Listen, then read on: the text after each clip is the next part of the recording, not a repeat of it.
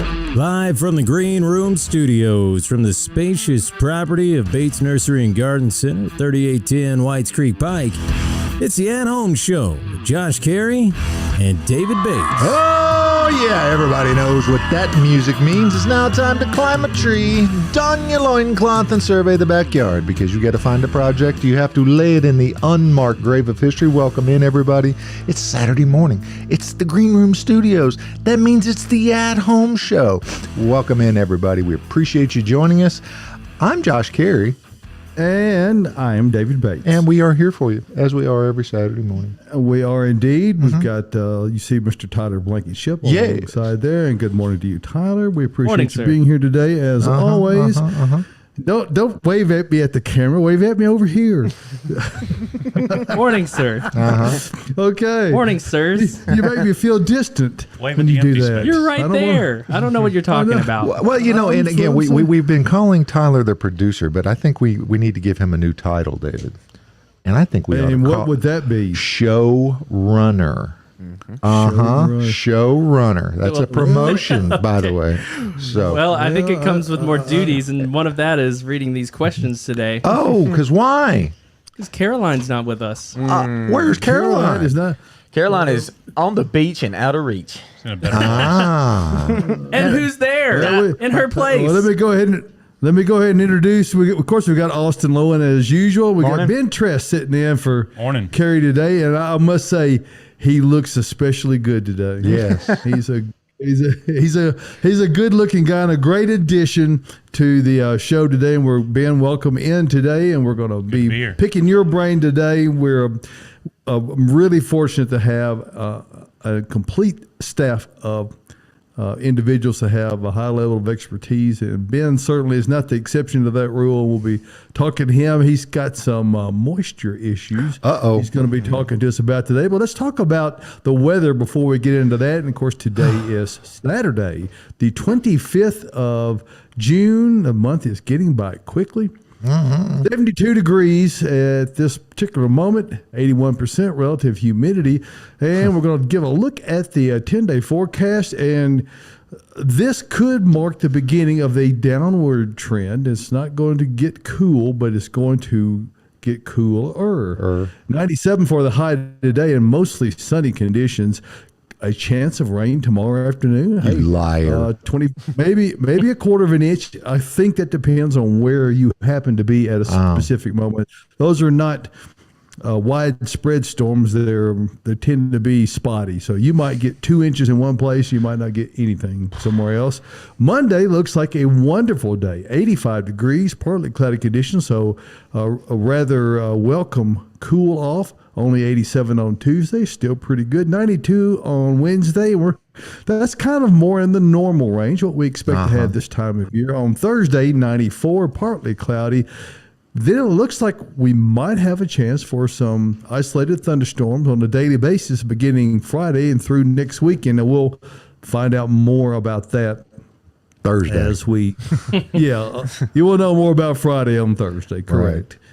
So hopefully that is true, because there are some fairly dry conditions forming up right now, and every bit of rain we can get this time of year is welcome. And I meant to show this one thing. This will be our little segue into what Ben's wanting to talk about. It is, again, we said it's 72 degrees with 81% relative humidity. Isn't that lovely? I can scroll that up enough where it can be seen behind there. It is 81%. Where did that come from? Wow. I don't know. So anyway, it's a sticky summertime situation, and we're here to help you get through it and have really good success in growing your plants, because summer is not the time to take off from the garden. It's the time to really get serious about it and take advantage of all of these.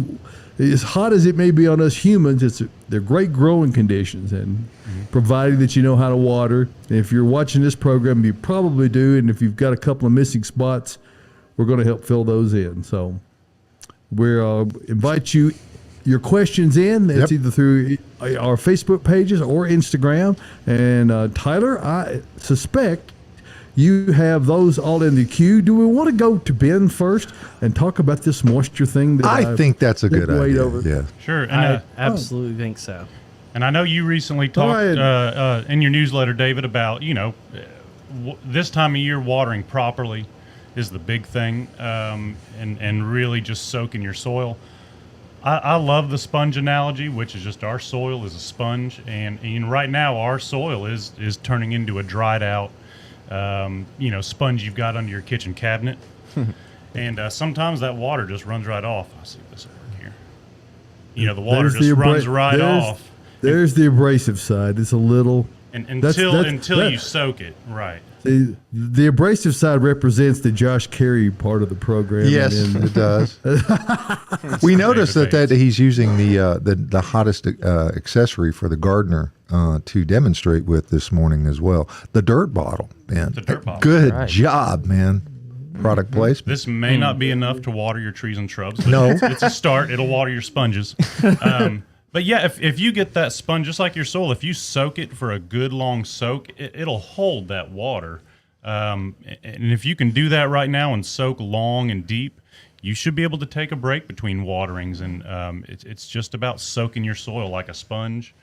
Our soil's just a big sponge. So yeah, get out there and soak your soil when you water, and that's really the recipe to success right now. Yeah, we had a question yesterday come through. We get questions all the time through the email, and yesterday there was a guy that was watering with a 5-gallon bucket, and me and Ben actually got in on this, and Ann in the office, who is taking the emails, looking at questions, and trying to help people, figure out what's wrong with their plants or what's going on. And I noticed the 5-gallon bucket sitting next to it, which a 5-gallon bucket's a nice way to water. It gives it a lot. But what I wanted to stress is that you can't just pour all that water right on fill up the 5-gallon bucket and pour it right on and then walk away. Like, you've got to slowly pour it on top of the root zone and watch it actually go down, because if you just pour it all at once, most of it runs away. It doesn't actually get down to the root zone where we need it. And, general rule of thumb is the bigger the plant, the bigger the tree, the more water it's going to need. And there's some specific plants right now.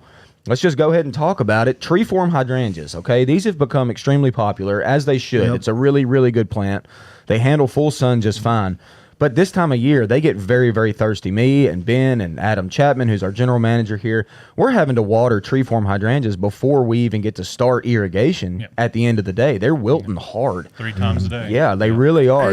And just to keep them standing up so they can get irrigated. Exactly. They're a big plant in a fairly small container.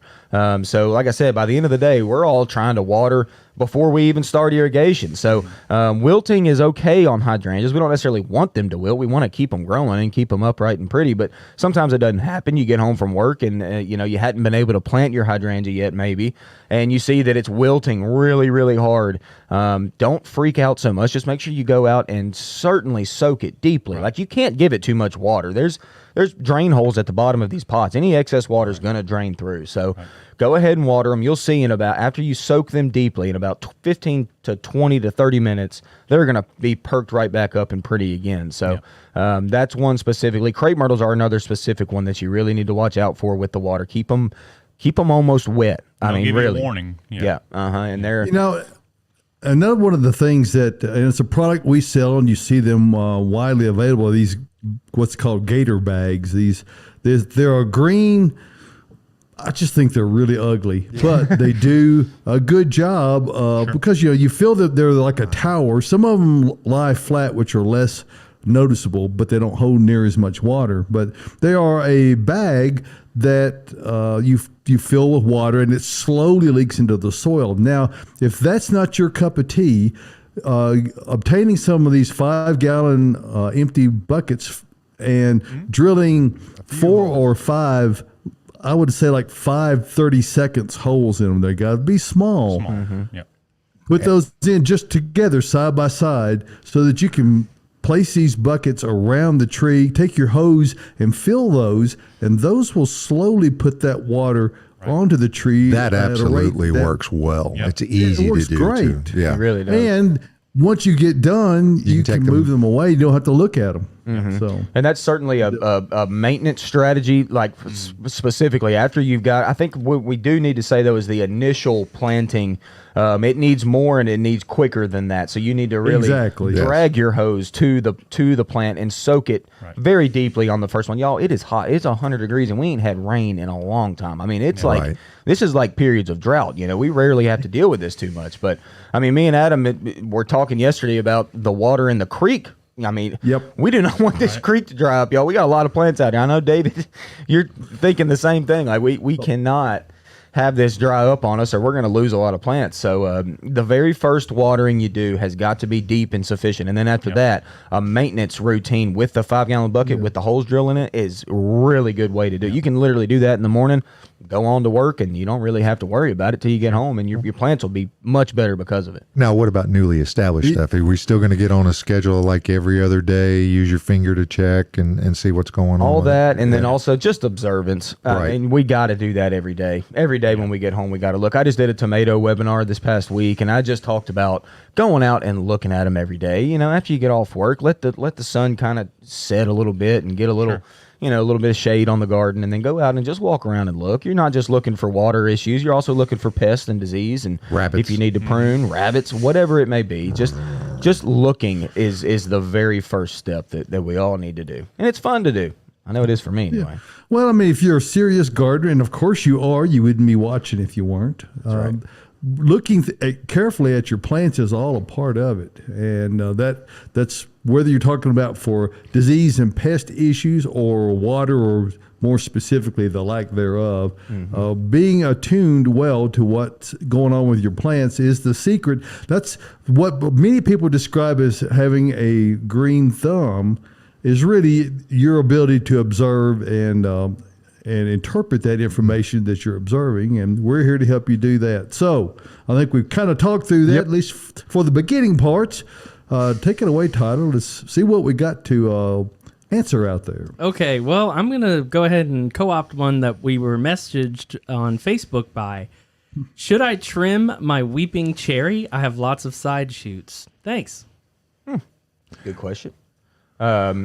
Yes, you can certainly prune a cherry. Now is not necessarily the time we would tell you to do it, but on an established plant that's got a lot of limbs, you're not going to hurt much by pruning it now. The only thing that you do pose the risk is you create wounds. So you create openings, essentially for potential fungus, mainly, or insect issues. So cherry trees specifically, the whole Prunus genus has a number of issues that it can, have, and creating wounds like that is, like I said, it's just it's an entry point for a potential problem. Not to say you would get anything.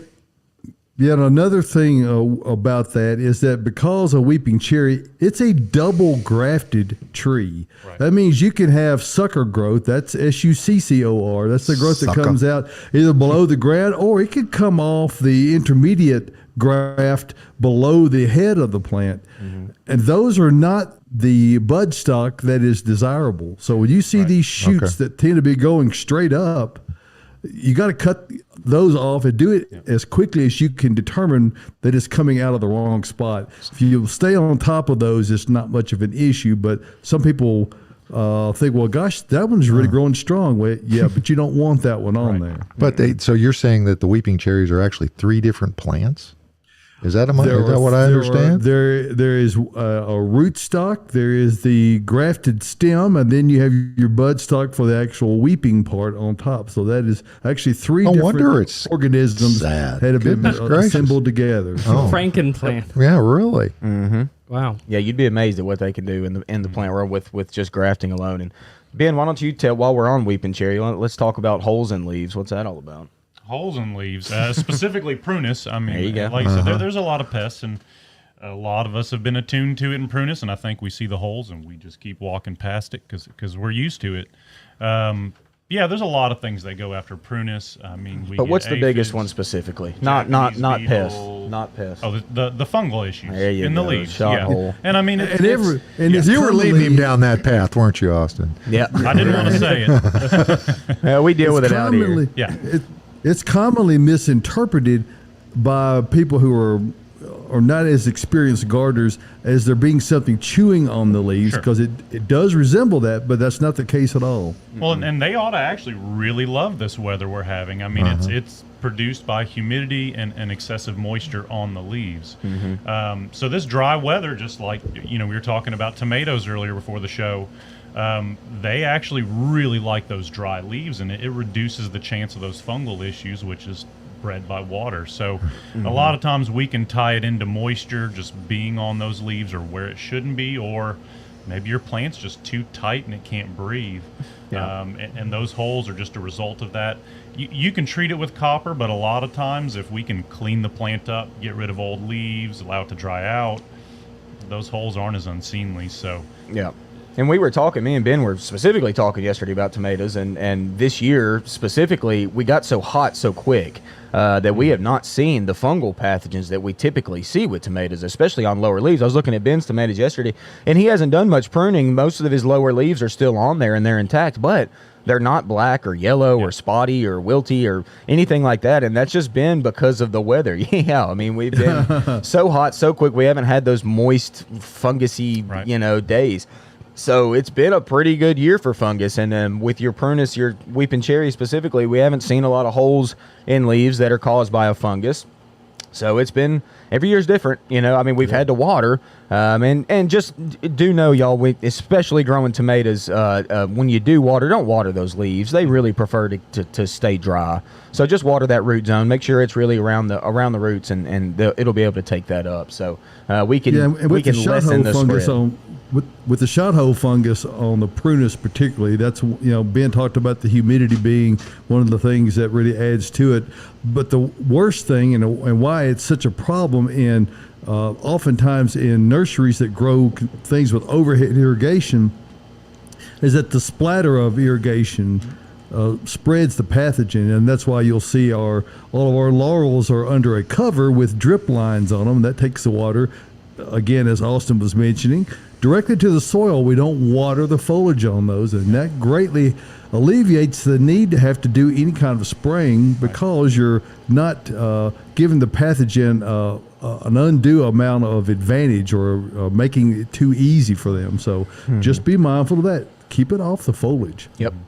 Very good. And grasses and rust too. I mean, if you've got a bunch of grasses, water on the leaves will do the same thing with a rust fungus. So it's good practice to water on the ground. Yep, definitely.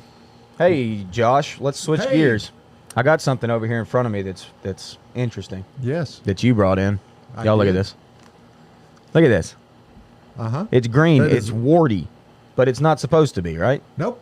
What's it supposed to be? I'm not hearing myself for some reason. Oh, sorry. That's okay. Here we go. But that came off a crooked neck yellow squash. It's the only one that popped out. I mean, it had hidden underneath a leaf out in front, and I came across it, and I'm befuddled. You've got me befuddled. I've never even used that word. This is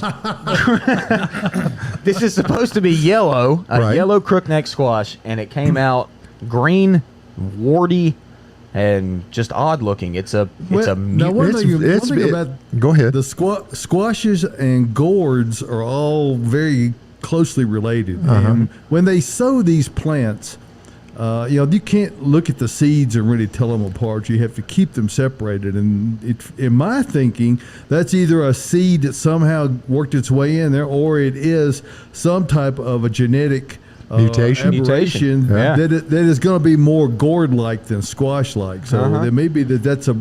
Does it producing more fruits like that, Josh? No, that's the only one. That is the only one. Now, it is planted in really close proximity to a cucumber plant. I don't know if that would, and they don't cross, I don't think. No, you wouldn't see that. Not on the same generation. Is there a nuclear plant nearby? Yeah. I'm sorry? Is there a nuclear plant nearby? There's Nissan. They do batteries out there. Oh, gosh. So. Well, I just think that within the human world, animal kingdom, and the plant kingdom, funny things happen without you ever even knowing it. That's that weird cousin, is what you're saying? It's a mutant. It's a weird, odd. It's the old stepbrother that came out weird. But hey, It's if really you would cool. like, Austin, you can. Do you have a pocket knife on? I do. Would you mind dissecting that? Here we go. I think this is the first live dissection here we've we go. ever had. Gosh, here we go. I don't think it's coincidental that it happened at Josh's house. No, I don't either. No. All right, so how should I cut it? What y'all just straight across? Still, yeah. Go right through the meat. Just go right through the meat. All right.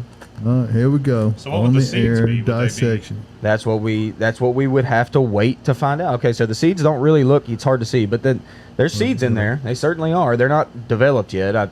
If I were going to save this, I would probably wouldn't have done that. They're But not going to. It is very gourdy looking, isn't it? It is, but Almost like a loofah on the inside. yeah, but we'd have to. The only thing is, we'd have to harvest these seeds whenever they were ready, save them till next season, and then grow them out to see what we would actually get. And it's very possible that we could just get yellow crookneck squash again. It's very possible that we would get all fruit that looks like this. We wouldn't know unless we harvested the seed. But it's a Too late now. It's too late. It's Well, too late. what's it Messed taste up. like, Austin? Oh, don't make me. It smells. It's actually kind of Melony? kind of nutty and Oh, okay. tasty. It's actually kind of tasty. Okay, I hope I get some more.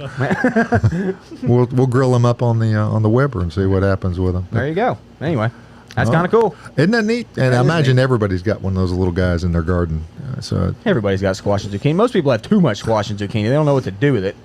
I'm going to mention this. This has been an excellent year for melons. The whole cucurbit family, which is all the cucumbers and melons and squash and zucchini, all those good things. We got hot quickly, and they have been pumping. I mean, the melons love it hot, y'all. Right. Melons will sit until it gets hot, and then once it gets hot, they explode. That's the same with cucumbers and all your butternut squash and your zucchini squash and spaghetti squash, all those fun things. They are moving in the garden right now. I mean, really. So if you're growing melons and squash and zucchini, I'm sure you're harvesting right now because they are really kicking. awesome. When Renee and I were first married, we planted a garden out behind the house we were living in. That was back in the 1800s, wasn't it? A very gosh. similar year. And we had cantaloupes that came in ridiculous numbers. I mean, I had 40 or 50 or 60, and I was giving them away to everybody, eating them for breakfast, lunch, dinner.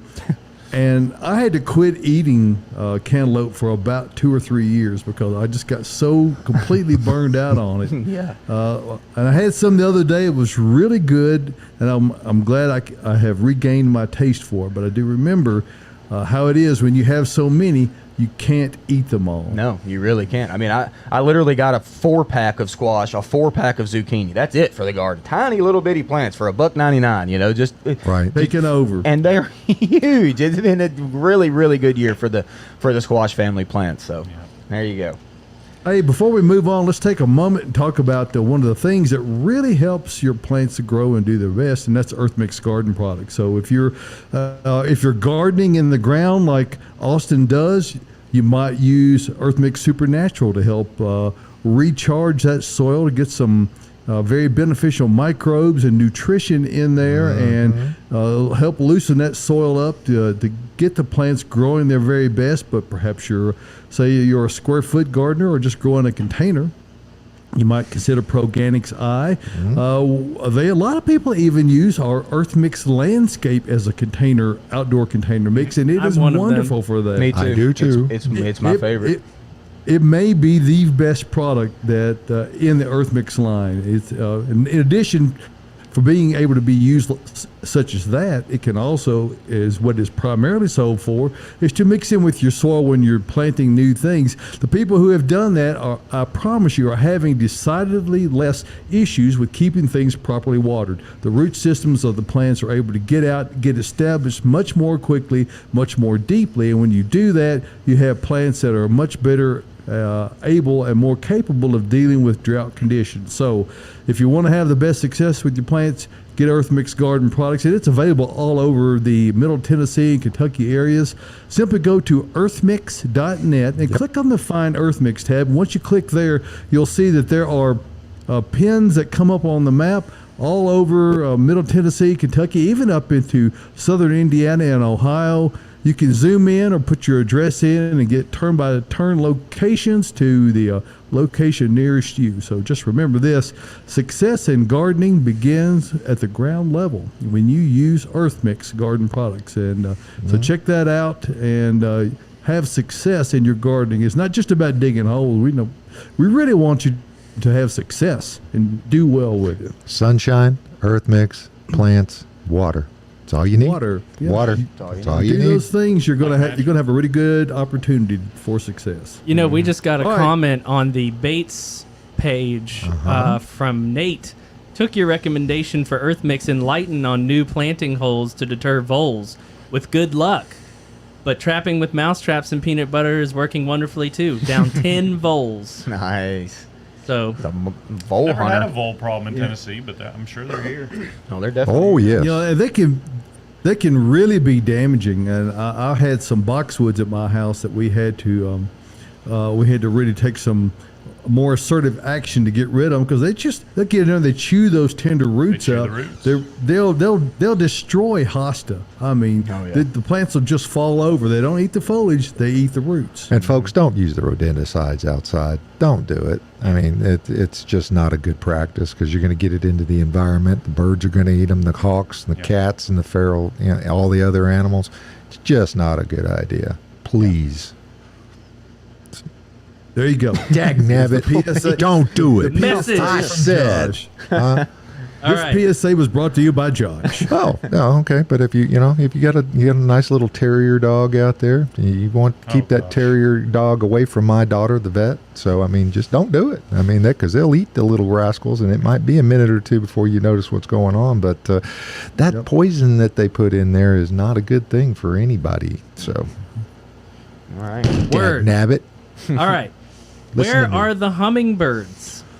Where are the hummingbirds? You know why? First of all, you know why they hum, don't you? They don't know the words. They don't know the words. Yeah, that's the reason why. Yeah. They know the Hummingbirds. tune. They don't dance very well either. So. Yeah, I've got a couple hummingbirds. Last night I saw a hummingbird, what do you call that when the fighter jets fight? Like a Dog fight? Yes, there was a dog fight among birds last night. I mean, it was loud. It was aggressive.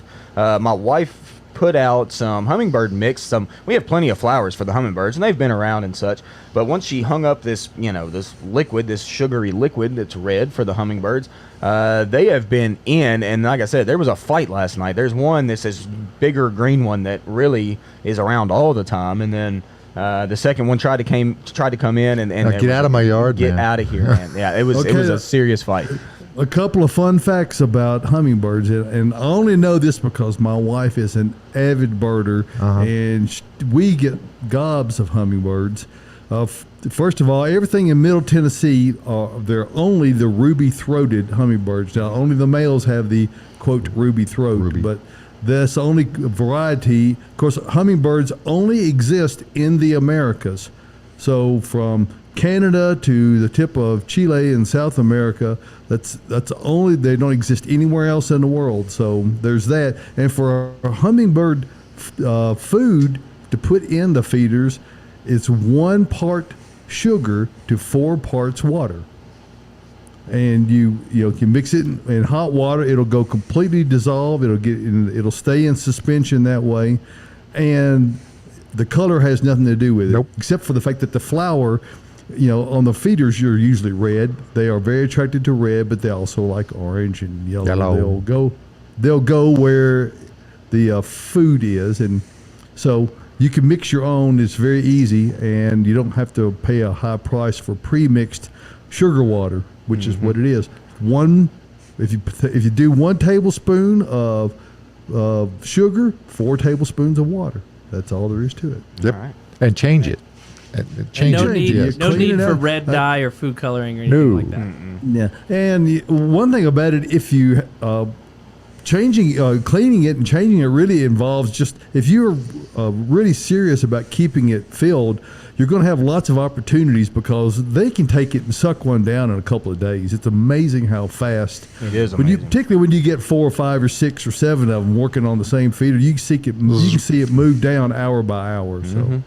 And again, change it out because there's a fungal issue that gets their little tongues all swollen up and they can't feed after a period of time. So clean out the bottom part of it as well. That. Nope. Yep. We've got a really good annual. Boy, I'm in a good mood today, aren't I? There's a really good annual out there that we have for hummingbirds. It's like you've got a daughter that's a veterinarian or something. Yes. And what is that, Ben?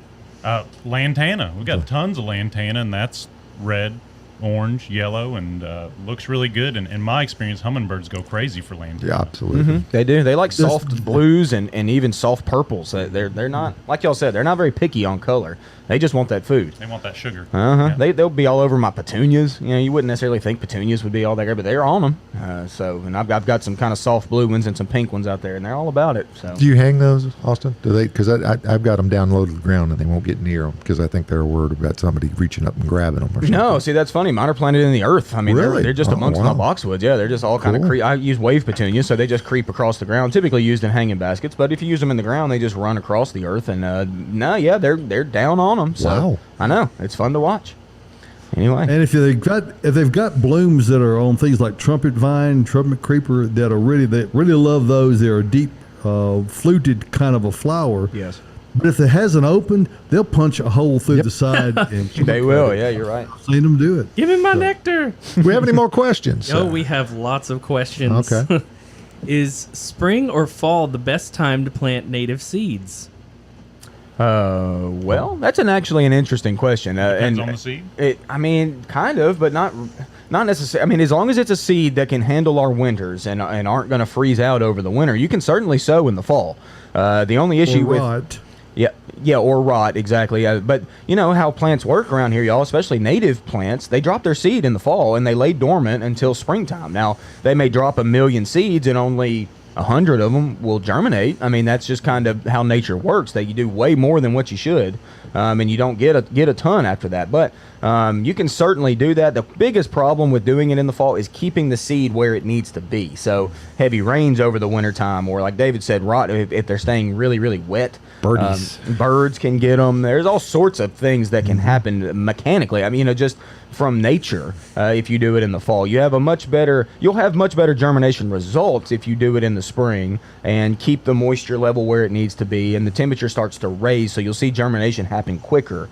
But if you mimicking nature as much as you can is a really good way to scatter seed, but make sure you can keep it where it needs to be. And like I said, though, if you do it in the spring, you'll have much more control over what you're trying to do. Speaking of mimicking nature and control, stratification of seeds, especially with some natives, might be necessary to ensure good germination. Which you heard me. And they'll explain. There are some seeds that require a double dormancy. So there's a lot of nuanced things. That's right. That you need to So you have to layer these, is when you say stratification? Basically, you can take a little Tupperware and you can simulate the dormancy or winter period of the seeds by basically pressing them into some soil in a Tupperware and putting them in your fridge and making sure that that's very moist before it goes in. Stratification at its basic definition is just to drop them in water. It's really all that means, just to moisten the seed coat. There's also scarification,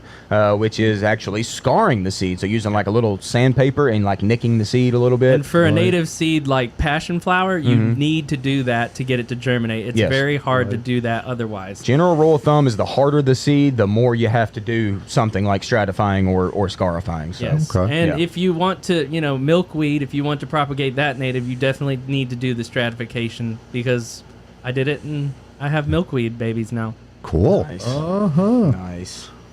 All right. Very good. Hot good tip. information. Okay. Next question. Yes? Yeah, let's Go. do it. Help! Japanese beetles are destroying my plants. I've tried neem and traps. We seem to have a theme here, huh? Neem. Neem, Neem and neem traps. oil and traps. That seems like a designer brand, isn't it? Neem and Traps. Neem and Traps. That was that big store in Luxury Dallas. goods. Neiman. Oh, yeah. Right? Right. I actually like the traps on the edge of the property. I don't mind the traps if they're a lure.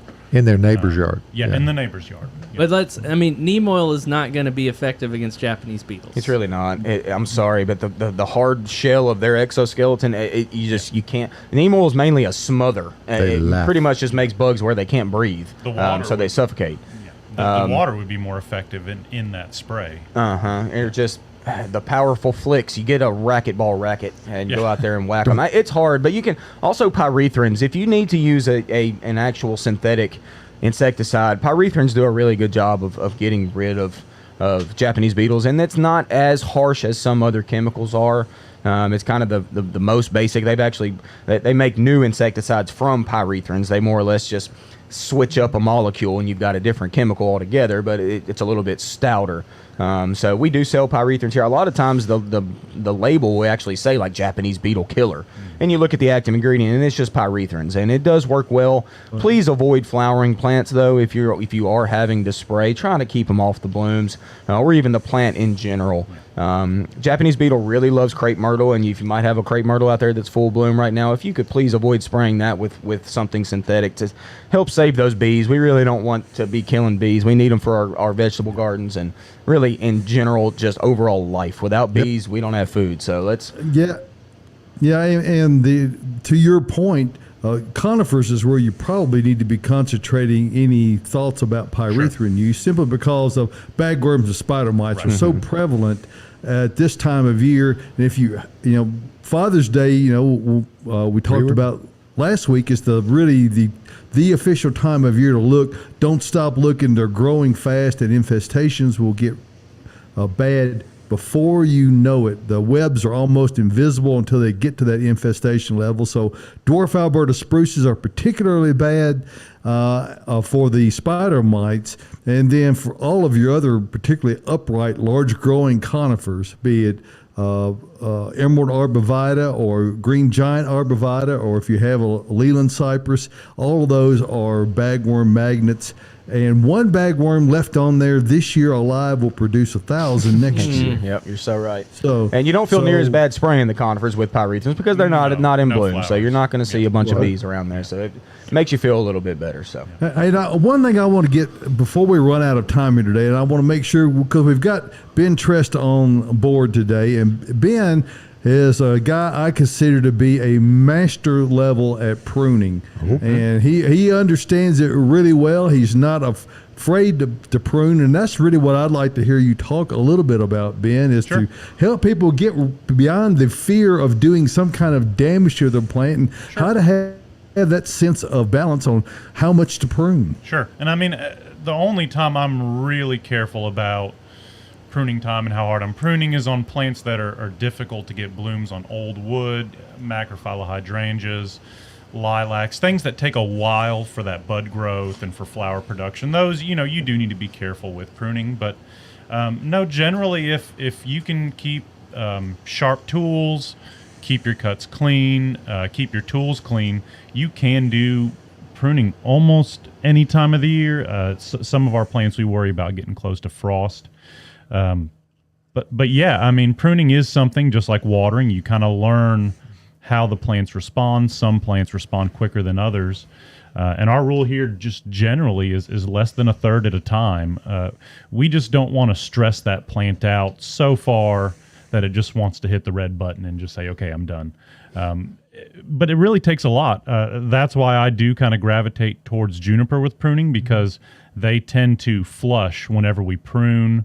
Boxwood, and sometimes the plant most of the time sends a hormonal response to grow more, grow tighter. And that's where we can start to get these really full, lush plants. Something's eating me, huh? I mean, is that that's what they feel like sometimes? Right. Yeah. So I got to grow again. Right. Right. Absolutely. And I mean, they're just putting the energy somewhere else.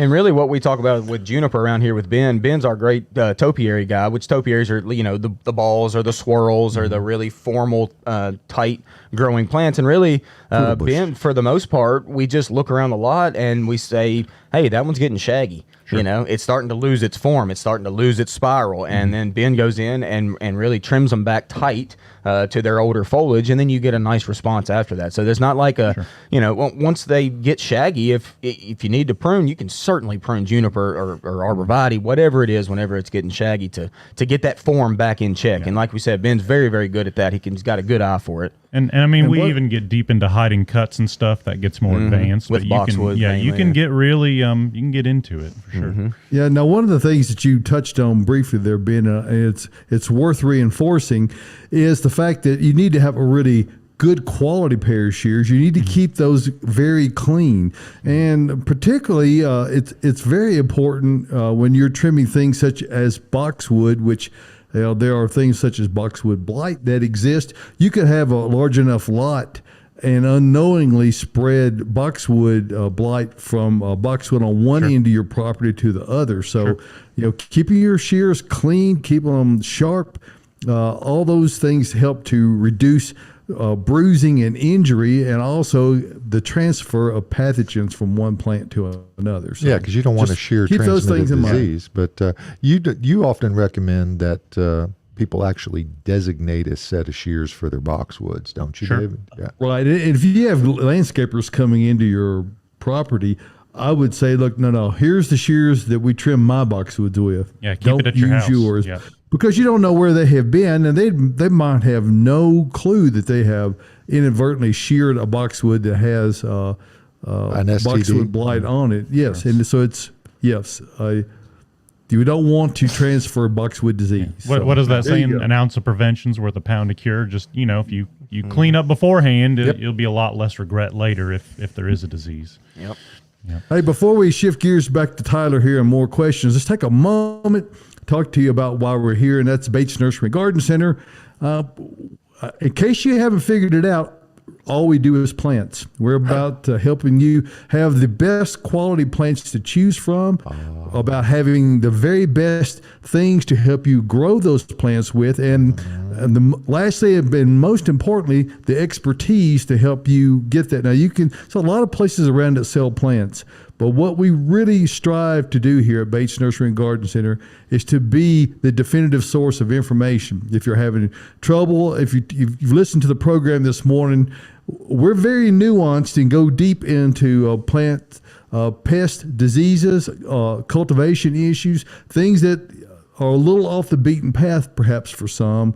It's everyday things for us. So come out and see us, and while you're here, we're going to help show you this incredible ever-evolving selection of plants that we have. And Julie Patterson, our Green Goods Purchasing Agent Extraordinaire, she really keeps us in line with all of the greatest things. Perennials are a huge thing this time of year for people, and because you can plant them and have things in bloom throughout the summer by doing that. Now, right now, we've got a couple of things that are really specials, and Cary, who is not here today, said, hey, we've got quite a lot of these Kimberly Queen ferns and macho ferns, and we might want to do a sale on those. So we're doing not only on those, but also all of our vegetable and annual plants down in the greenhouse. In this area here that you see, the area to the left back on the screen there, back up in there where all of our flowering annuals and vegetable plants are, 40% off on all of those, but you got to be a Bates Rewards member. And you might think, well, gosh, what does that involve? It's okay, Josh. It's okay. Okay. It's okay. We'll It takes get you a about 30 membership. seconds to sign up. Okay. We don't share your information with anyone. And what we do is we help you to stay on top of things that could be a problem going on in your garden. I do a weekly newsletter. You'll get that. If you ever decide you don't want it, just unsubscribe and it won't be there. But we are fortunate to have a lot of folks who are willing to take and read our newsletter. Unbelievably, it's over 28,000 people who subscribe to that, and I'm appreciative of that.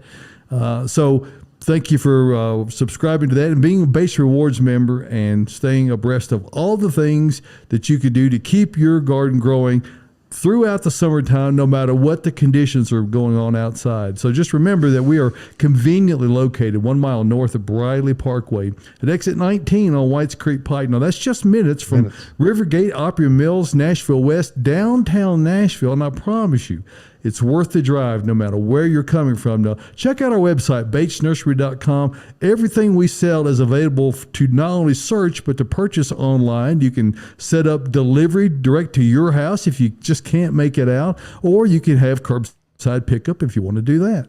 Either way you want to do it, we're here to help you. Bates Nursery and Garden Center. We're celebrating our Emerald anniversary, our 90th year of business, beautifying Nashville since 1932. So we thank you for giving us a moment. Wait a minute. Wait. What? You forgot Okay. something. What is the percentage off on the special on the Kimberly Queen? Oh, did I not? No, Did I don't say believe that? you. No, it's 40%. You might have. 40% off. You said it. I heard 40%. 40. 40. That's good. 40%. Yeah. Yeah. 40? Yeah, That's like stop the car, back it up. Yeah. Okay. yeah. And Yeah, okay, so yes. we just got a message from a new customer and visitor to Bates Nursery. She said she'd never been before and decided to take the drive. She used her GPS. She said she had very few problems getting here, and once she did, she found a great selection. So it is truly worth the drive from anywhere to come to Bates Nursery. So it's 40% Thank you. off the two types of ferns, the Macho Man and the what's the Kimberly. other? Kimberly Queen. Okay, and then all the annuals and the vegetables. And that's right. not Correct. just the little vegetables and the little flowers. That's the larger size annuals too. Uh-oh. All of them, All all of them. sizes. If you're wanting to play catch up, or you had a few things that just didn't quite make it, this is your chance to get those in and save money in the process. you So can come see literally us. play catch up by growing tomatoes. Yes. Guy. Mm. A little bit of sugar. By the way, Alita, I think, is referring to your ketchup on tomatoes seminar, Austin. Yeah. She said it was good info about tomatoes, and thanks you very much for that. Well, thank you very much for watching. I appreciate that. I have fun with tomatoes, that's for sure. And we also just dove further in instead of just selecting them and how to plant them. We went straight into care and what you should be expecting this time of year. Yep. It So was for the people who ketchup. missed that, how do they find that, Tyler?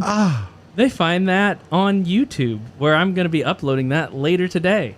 Okay. Nice. So check that out. Look out at for the ketchup Bates- on tomatoes. At the Bates Nursery YouTube channel, so check that out. Very good. That's right. Very good. Give us a subscribe if you're hanging out there too, because we post lots of videos regularly in our webinars, and you can stay If you up to like date the when they at-home hit. show, it's simulcast on the Facebook page there as well when they come out. So That's right, It's when we- not hard to get them. It's not. No.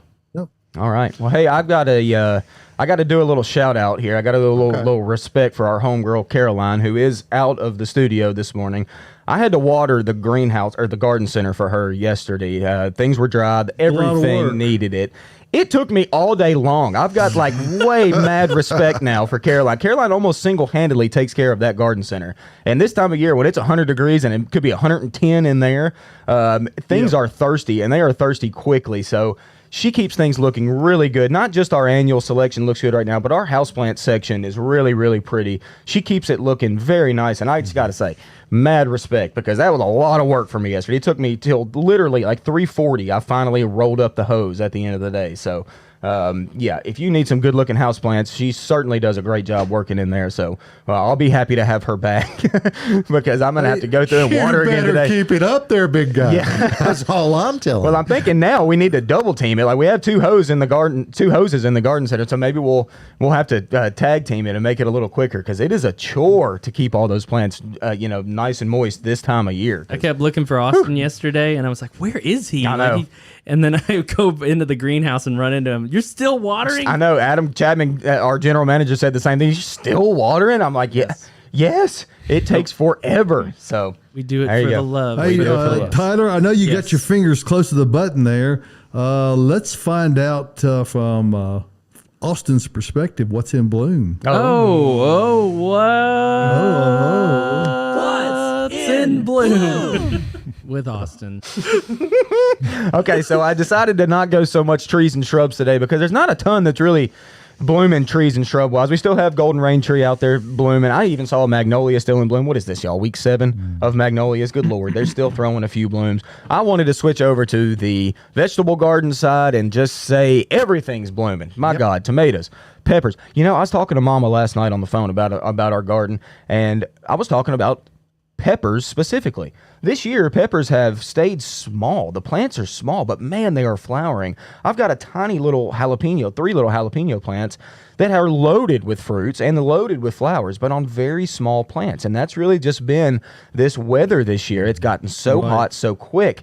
Things just, whenever plants decide to really profusely bloom, they don't leaf all that much anymore. They kind of just sit. So we've got these, even Mama's got small plants, but a lot of fruit on them. Another thing that happened, okay, I'm a little upset, but my corn.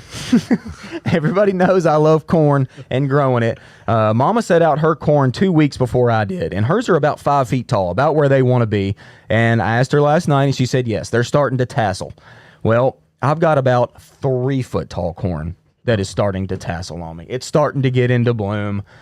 And I don't know what's going to happen. I mean, they're still going to produce corn. I'm sure they will, but they're on little 3-foot plants and little bitty babies. They're really pretty and green. They got chunky stems on them, but they're already starting to bloom. So I don't know if my corn's going to be smaller. Austin's got the short corn. Doesn't like baby corn. No, it's one of those things. I just kind of have to do it. Every year's different, y'all. Gardening is different, and this year has been a weird year for gardening. Like I said, we don't have much fungus, which first off is weird, and then we've got a lot of smaller plants, but with a lot of fruit on them. The melons have gone crazy, like I talked about. Which you talk about full bloom. Good Lord, the melons and cucumbers are really full bloom right now. So all those blooms that we're looking at in the garden are just fantastic to see, because you're generally going to see a fruit push right behind them. So, like I said, the veggie garden is in bloom right now. So let's get it. The green beans, my green beans are really blooming, and they're blooming on small plants as well. So, like I said, gardening's so fun because every year, especially in Middle Tennessee, is so different, and it's fun to watch. So. Now, I've never grown cukes before, and mine is absolutely covered with blossoms. Yeah, and you got them growing up a trellis, right?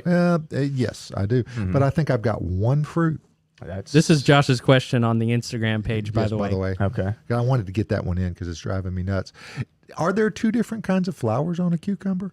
Yes, I believe all the cucurbit family has male and female flowers. Male and female flowers are on the same plant, but they are different. They're born on different flowers. So yes, you do have that. In some years, pollination isn't as good as it should be. Mainly, it's bees that are going to transfer with the cucurbit family. But also, too, weather plays a big role in this, and this is especially with tomatoes as well. When you start getting into temps 90 and above, sometimes fruit does not set, and that's literally just based on the weather. That's Mother Nature's nothing you can do.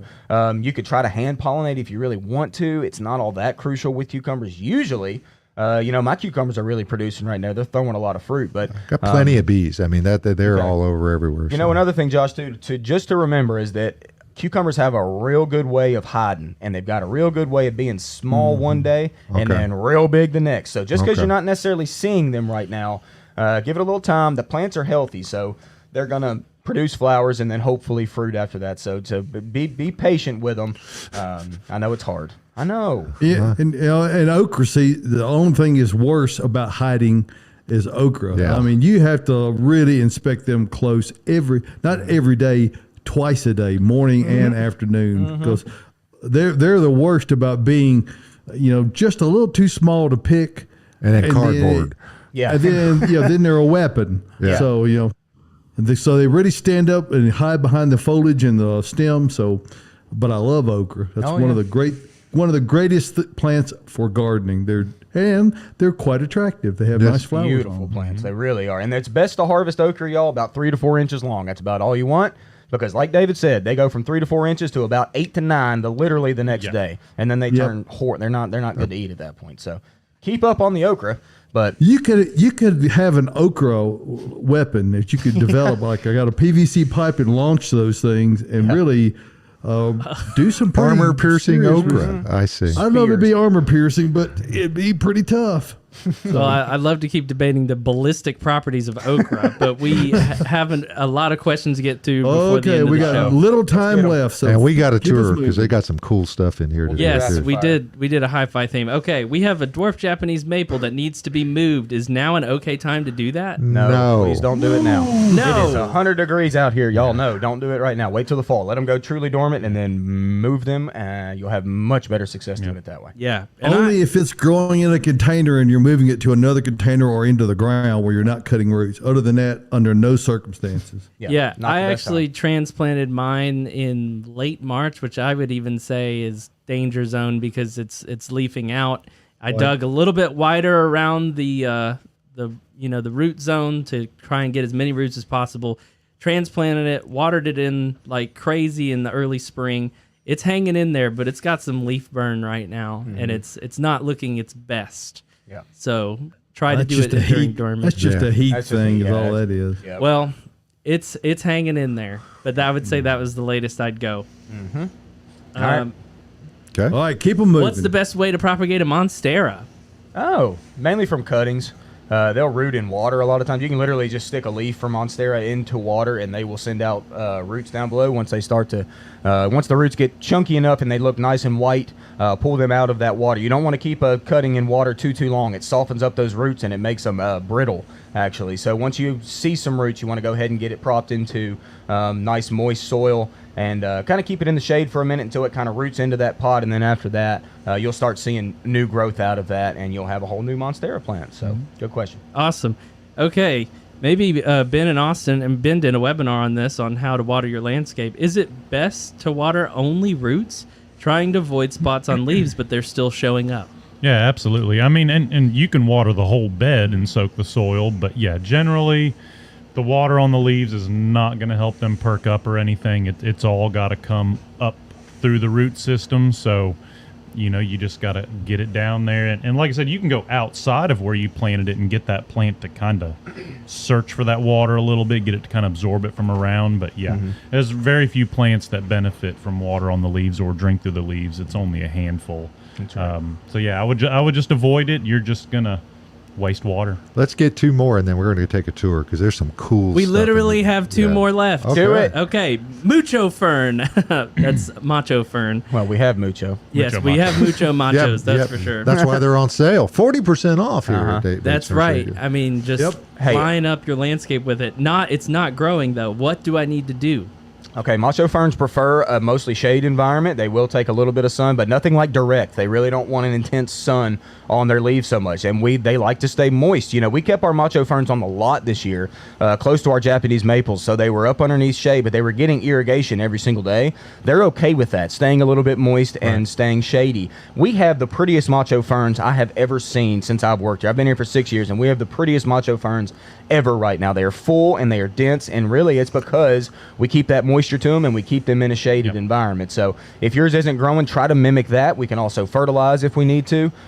We can hook you up with that out here or whatever, and then getting them in a container that's suitable to grow. If you get them in the same pot that you got them in the nursery stock, in that same pot, they may not push just because they don't have enough area down below to grow more roots and then more shoots. So if you have to move them up in a bigger container, do that. But like I said, almost constant, even moisture is crucial, and then pretty much some shade throughout the day is going to help out. Very cool. All right, and then our final question: why is my potted lemon tree dropping leaves? Well, it could be a number of things. It happens.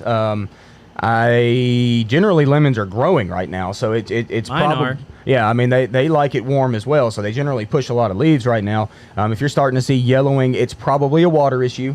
99% of the time out here, it is water, either too much or too little. So I'm assuming it's in a pot, and you need to just make sure the moisture level's good. If it's a general yellowing across the whole plant, though, that's usually a nitrogen response. We need to get some fertilizer down into that pot, and hopefully that'll green it up. But if you really want some more added help with this, bring me pictures. Let me look at it, and I'll help you out. Or Ben can help you here. Any of us can. So Very cool. And if it's in an indoor location, it might be lack of sunlight. if it's indoor, most definitely that's probably what it is. We Good want to shade. get our lemons outside during the growing season if we can. Y'all think about them. They're full sun in Florida and Texas and Louisiana. They're out there. Yeah. So give them a lot of sun, and they're going to do much, much better. Very cool. But you Very- want to be careful if you're moving them in from full inside. You can't go Oh, yeah. out to full all day sun. You're going to scorch them. Yeah, you're And, most definitely right. Yeah, especially some right of now. Acclimate. Yes, and some of the leaf drop can occur due to that emergence of newer growth, where Yep. the plant's calling for energy to upper leaves, and they'll shed those lower interior leaves as a result because it can't support plants that are not adding to the photosynthesis of the plant. That's So- correct. That's a really good point. So, Very, all right, very- Josh, you want to talk about real quick what we got going on in here? Look at this Don Redwood.